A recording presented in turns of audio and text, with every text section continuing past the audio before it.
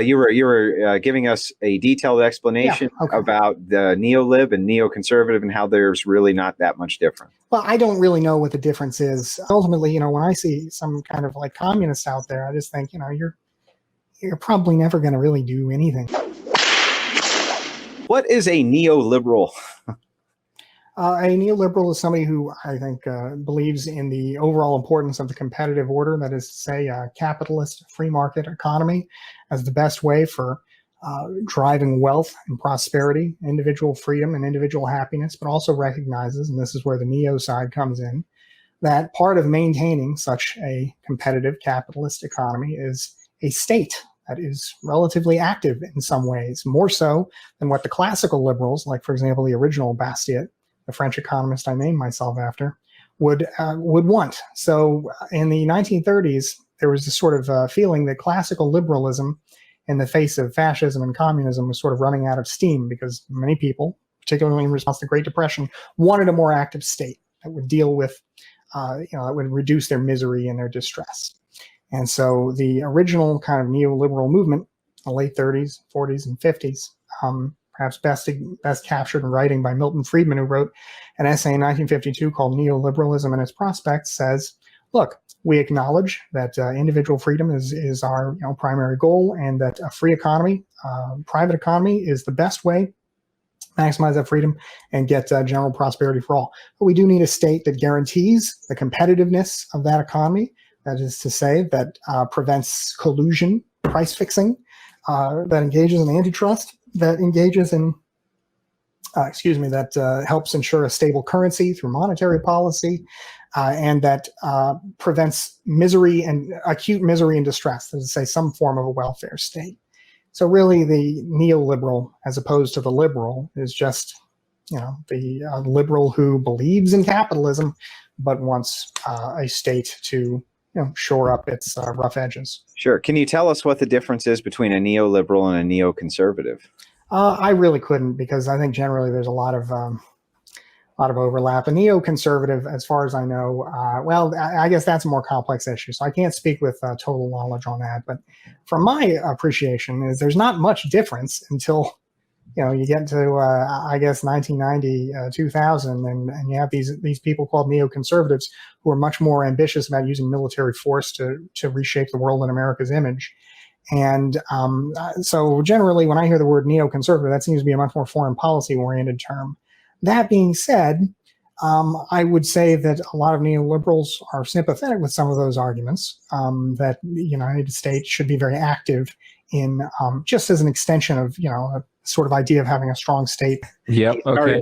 He was starting to tell us there's no difference between a neoliberal and a neoconservative, which I kind of agree with.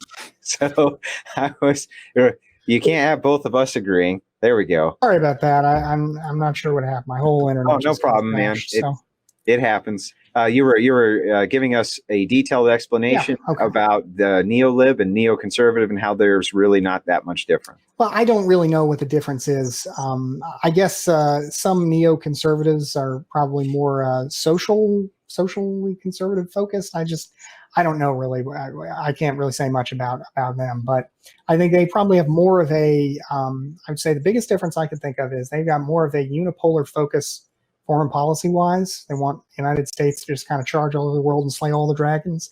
And while I have some sympathy for that, I think that the United States does best when it works with its allies, when it builds coalitions. Gulf War I was a lot more successful than Gulf War II, and a huge reason for that was not only the fact that we were much more limited in terms of what we were trying to do, but we also, we had all the people who criticized Gulf War II involved actively as partners in the first one. And I think that's an important thing for the United States to do, to recognize that it alone has a lot of strength necessary to uphold, I think, an international order that I think is very much worth upholding in the sense of America getting a lot of good outcomes from it. But we can't go doing this stuff alone. Well, we shouldn't. I wanted to follow up with this. A lot of people in the Zoomer crowd, it may be the first generation that's actually slightly moving right. A lot of younger Zoomers are moving into what's now referred to as the dissident right.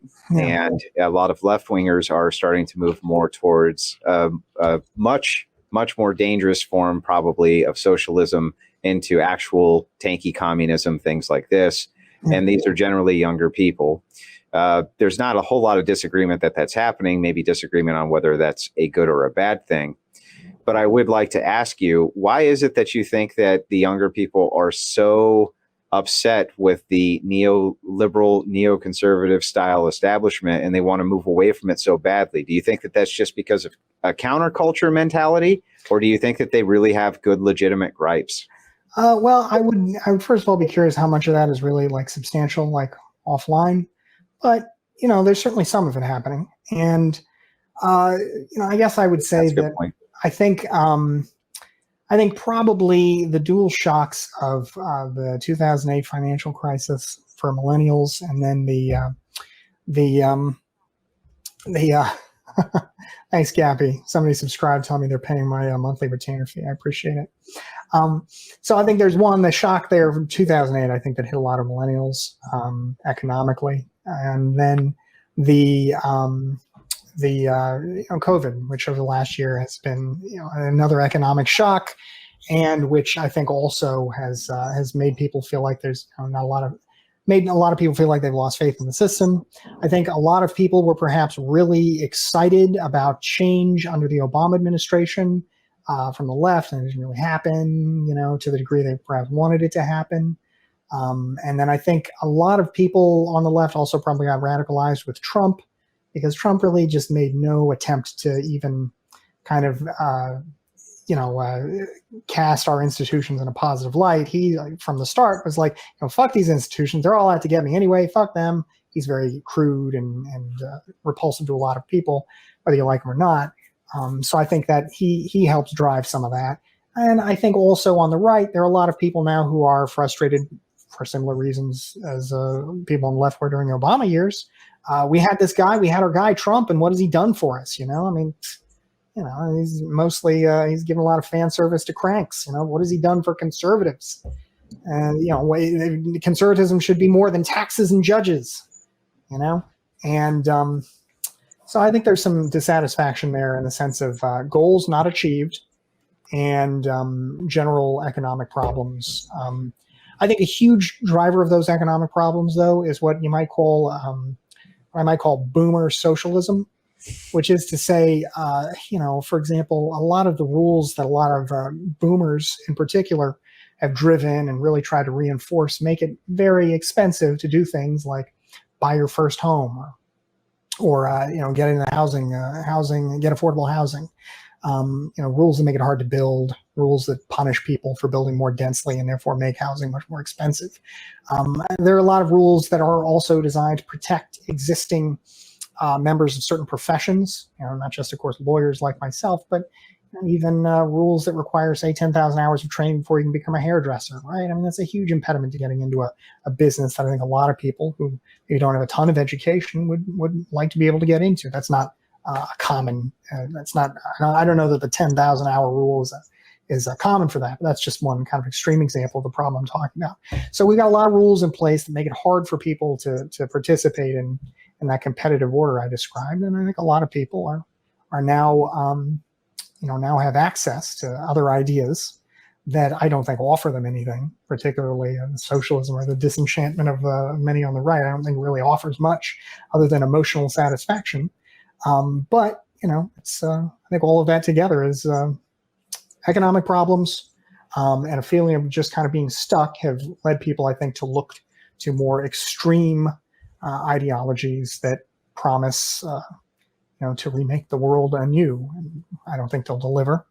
I don't think your average socialist is too much of a threat to the system, as it were. I think many of them are probably more of a threat to themselves, in fact, than to anyone else. But at the end of the day, it is a sad thing. I think anytime someone just kind of gives up on society and improving their lives and just sort of devotes themselves to a hopeless revolutionary politics, because it's just I could say as empirically as anything, it is not going to happen. I mean, they never ever succeed in revolution in developed countries.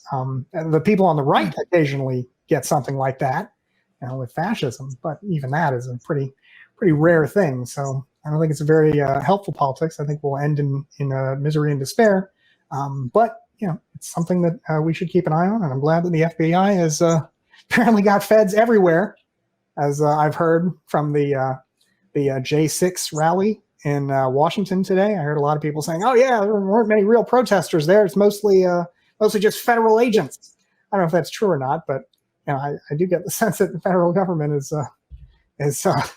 infiltrating a lot of these organizations. So. Do you think that it's fair for the federal government to be targeting right now under the Biden administration what's called the greatest threat to the nation, which they consider white supremacy? Do you agree with that sentiment, or do you think that maybe that's a little bit overblown and a boogeyman? Is white supremacist terrorism the greatest threat to the nation? Probably not. But is it the greatest violent threat to the nation? As far as I know, probably. I mean, in terms of people engaging in active political violence, I think those are the people who are engaging in the most of it. That hasn't always been the case. In the 1970s, the people doing the most violence were left-wing extreme groups, and there was a period around, of course, 9/11, where the people doing the most political violence were Islamic terrorists. But at the moment, it seems like the overwhelming amount of political violence has come from the right, and so in that sense, I think it's a fair argument to make. I don't know that I would say that the nation itself is at stake, much like with the COVID mandate. I don't know that I could say consciously that the nation is at stake, but some kind of response to COVID is certainly merited. Some kind of response to white supremacist terrorists is certainly merited. And I don't know. Ultimately, these are people whose ideology, whether left or right, ultimately comes down to the destruction of the government of the United States. So I don't think it's a bad thing that the United States government is taking some form of action to protect itself. And as somebody who believes that I don't have a great future in the absence of that government, as somebody who ultimately thinks that for all its problems, the United States government is not just a force for good, but an essential force for human freedom. I'm willing to countenance a lot to preserve that government. So, well, I got to ask you then. I know you're coming into a debate with Vosh. I've called several communists live on stream that I've debated with, actual traitors to the United States, and accused them of taking money from foreign entities, which they do, and basically advocating for some type of revolutionary mindset inside of the United States. Is that not a high crime? And is that not treason to be a modern day communist taking foreign money and advocating for revolution within the United States? If we were going to say, to be fair, that white supremacists, the problem that you have with them is that they want to destroy the country, isn't it fair to say that the communists want to do the same thing? Yeah, for sure. But I mean, could I legally call them traitors? I don't know that I could do that, even if they sedition. I'd have to, before I apply to a legal term, I'd have to say that. I don't know though that in practice, I mean, somebody like Vosh, I mean, watching his stuff, and again, maybe you guys watch more of it. I mean, the essential conclusion seems to be vote for Democrats, vote for lefty Democrats. Vosh doesn't advocate for revolution, but there are communists that do. There are some that do. Like I don't know what infrared, for example, argues for. If he argues for that, or if he's kind of a lot of memes. I mean, he even seems to advocate for the Communist Party of the United States. So I guess maybe some other sort of political movement. I don't know, but I guess if I were to call somebody a traitor in a legal sense, not just in kind of an emotional use of the word, I'd probably want to know a little bit more about what that entails, because even then, I just don't think it would be necessarily accurate to say, I want to replace the government of the United States. I don't know. I'd have to think about it some more before I call somebody a traitor in a legal sense, because even then, I don't know that a lot of these people necessarily want to do that. I think they just want to have a government that does what they want it to do. So similar to the right. Yeah, and I but you don't find those people to be any more dangerous than you find the right wing to be. Well, no, and I think ultimately the reason for that is I think this is my, maybe somebody's got an argument otherwise on this, but I get the sense that your average lefty is much more crippled with misery and depression than your average person on the right. I get the sense that sort of people on the left, when their lives are going really bad, do harm to themselves. People on the right, when their lives are going really bad, they seem a little more inclined to do harm to others. So I think ultimately, you know, when I see some kind of like communists out there, I just think, you know, you're probably never going to really do anything other than, you know, perhaps I don't know. You know, your biggest harm is probably in the sense that you have you know, you have deprived the country of the GDP you might otherwise contribute through a productive life. Instead, you're probably just going to one day snuff yourself out in the silence of a dark bedroom. Whereas So people on the right, I think, are just, you know, they seem to be just more inclined to you know, it's pretty rare, but more inclined to engage more in violence. capable. Basically, you're saying they're like more capable. No, I mean, I don't think I'd say that